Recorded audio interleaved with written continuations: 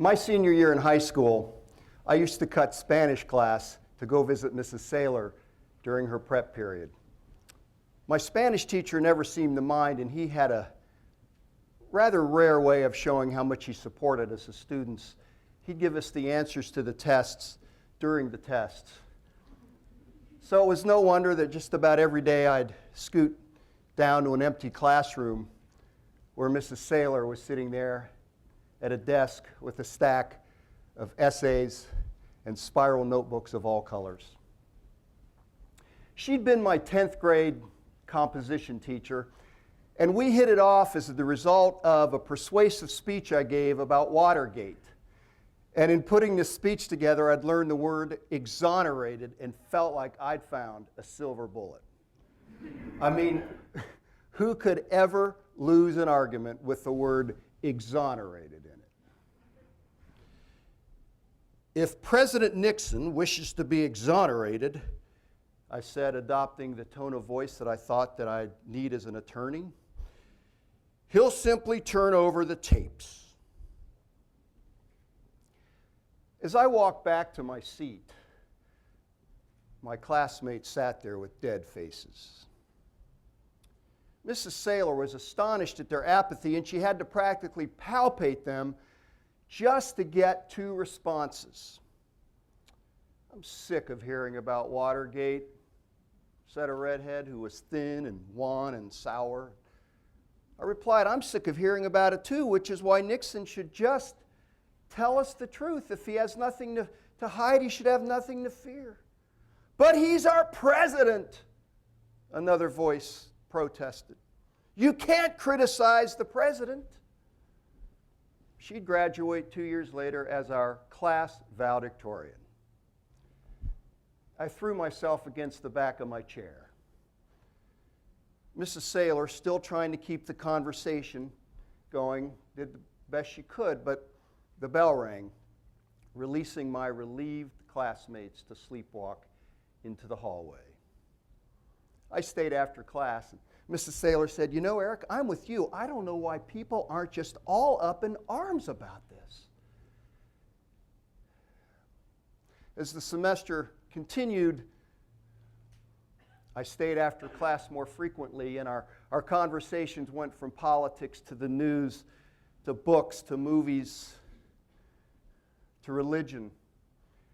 She introduced me to the Bible as a work of literature, the book of Job, the Song of Solomon, the Psalms. And I'd bring to her song lyrics from Jim Croce and Jackson Browne. "Look at this title," I said one time. "Isn't that cool? My Opening Farewell." You know, Mrs. Saylor, it's like, you know, when you break up with somebody, you don't just say goodbye and it's over. It takes a long time. There's many farewells along the way. And so the first time you say goodbye, it's really just the opening farewell. You know, Eric, I've never thought of it that way, but you know, you're right. And look at this verse, Mrs. Saylor. Look at how he lets us know what he's losing. He's got a wife and a kid, but he never tells us that. She said, "Yeah, he shows us. He creates pictures like a movie. That's good writing."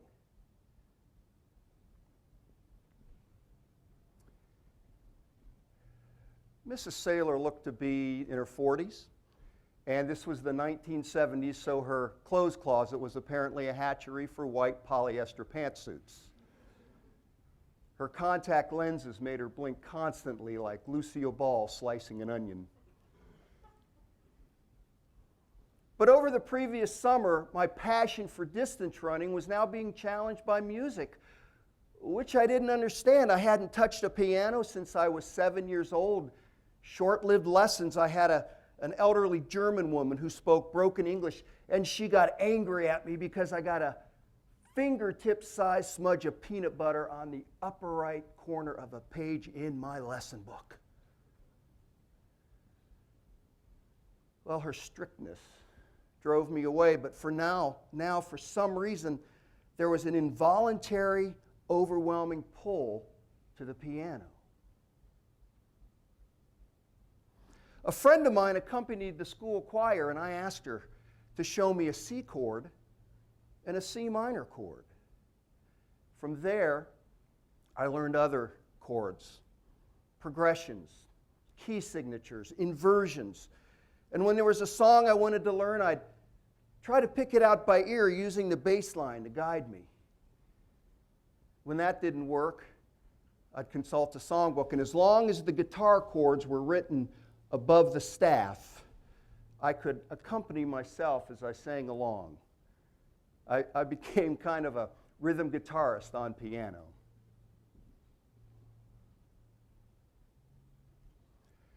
I finally got the courage one day to ask Mrs. Saylor if she would read a poem I wrote.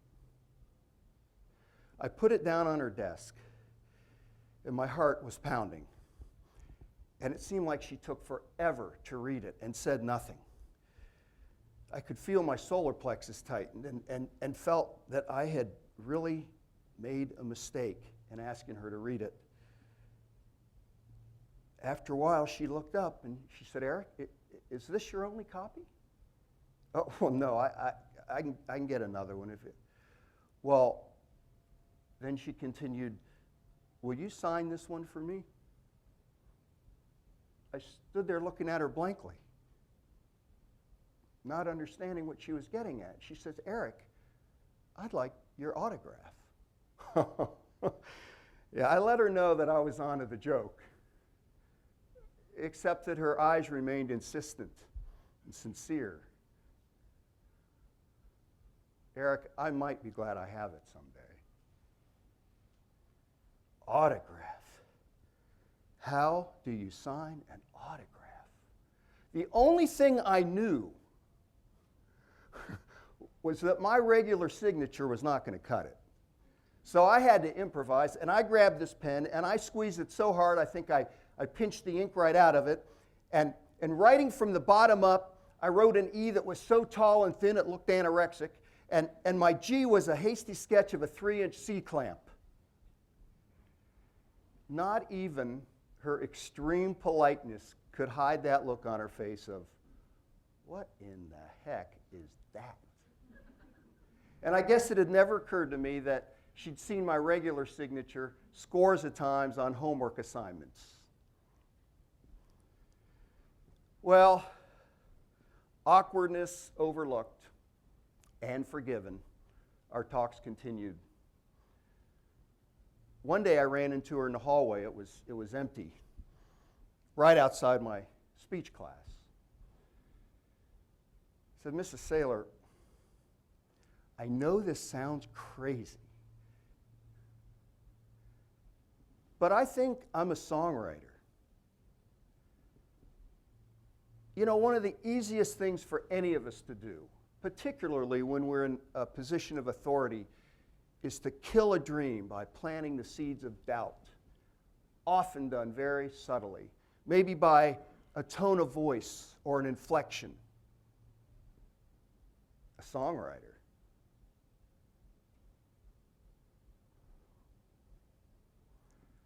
But that's not what Mrs. Saylor did. Her blinking eyes brightened with receptivity, giving me the courage to go on. And I said, "You know, I've been figuring stuff out on the piano, and I feel like my hands belong there, like I found my instrument or something." Mrs. Saylor's arms were wrapped around a bundle of books and homework assignments, but she stood there motionless, still listening. I said, "Yeah, it's like music includes everything that I love to do. It's physical like sports, but it's emotional, and you also have to use your mind. It encompasses everything, the heart, the mind, and the body.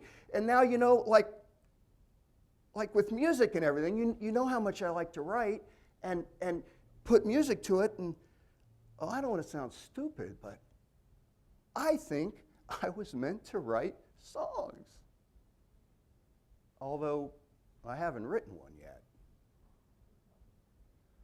"Well," she said, "when you do, I'd sure like to hear it."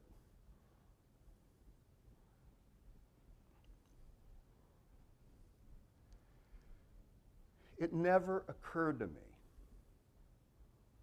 how much of her personal time, and therefore her family's time, she was giving up to spend her prep period listening to me.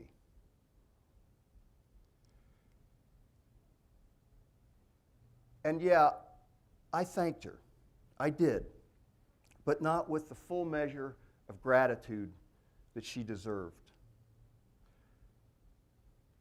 I had no way of knowing at that time what it was she was doing for me. The artist inside of me was awakening, and she listened with a receptive, enthusiastic ear, free of fear, of doubt, of judgment.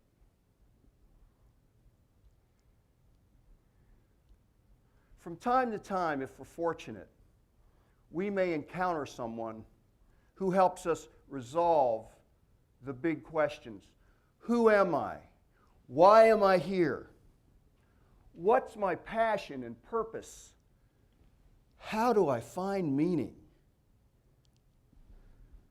And then later, they or perhaps someone else that we encounter ignites the resolve within us to continue upon the path that we've chosen.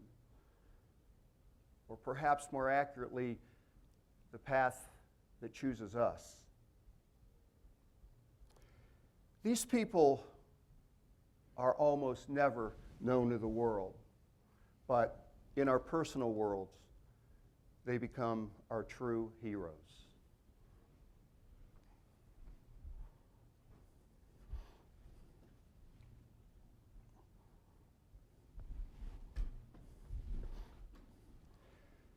Mrs. Saylor trusted my inner voice long before I would even know what that meant.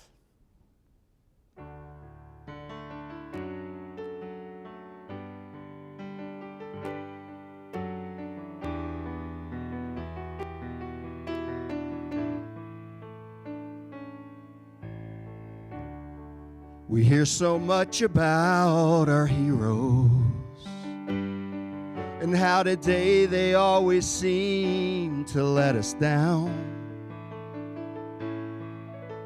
But every now and then we find somebody who reminds us that a few are still around. True heroes are remembered for how they live each day. True heroes are measured by what they give away.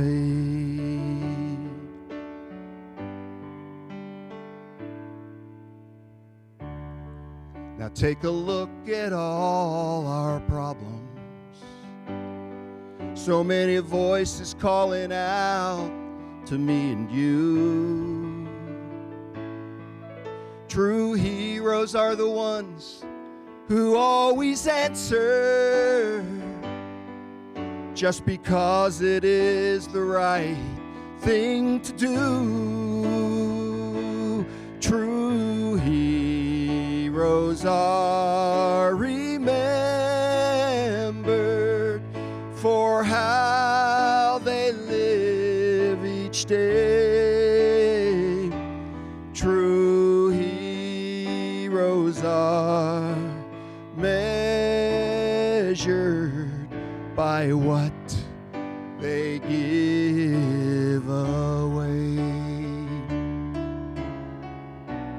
Looking out for one another, keeping faith despite the doubt,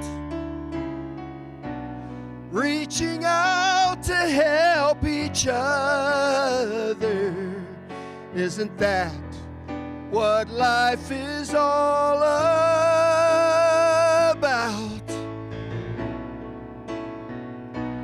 True heroes are remembered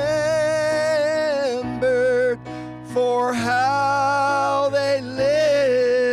each day. True heroes are measured by what they give away. True heroes are treasured for what they give